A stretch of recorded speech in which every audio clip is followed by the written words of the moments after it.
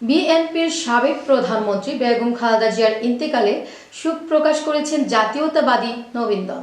বিস্তারিত জানাচ্ছিলেন মোহাম্মদ সারোয়ার আহমেদ, ভালুকা ময়মনসিংহ প্রতিনিধি।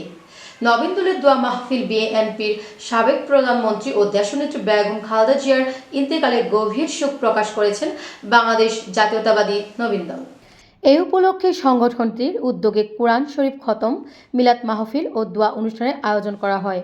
অনুষ্ঠানে বাংলাদেশ জাতীয়তাবাদী নবীন দলের কেন্দ্রীয় প্রতিষ্ঠাতা সভাপতি হুমায়ুন আহমেদ তালুকদার, সাধারণ সম্পাদক সোহেল রানা, যুগ্ম সাধারণ সম্পাদক হাফিজ মাওলানা আকায়েত হোসেন, গাজীপুর মহানগর প্রস্তাবিত সাংগঠনিক সম্পাদক রাসেল সরকার সহ কেন্দ্রীয় ও স্থানীয় পর্যায়ের নেতাকর্মীরা উপস্থিত ছিলেন। কোরআন শরীফ খতম শেষে মিলাদ ও বিশেষ মুনাজাতে মরহুমা বেগম খালেদা জিয়ার আত্মার মাগফিরাত কামনা করা হয় এবং শোকসন্তপ্ত পরিবারের প্রতি গভীর সমবেদনা জানানো হয়। নবীন দলের নেতৃবৃন্দ বলেন, বেগম খালেদা জিয়ার গণতন্ত্র ও মানুষের অধিকার রক্ষার সংগ্রাম ভবিষ্যৎ প্রজন্মের জন্য অনুপ্রেরণা হয়ে থাকবে।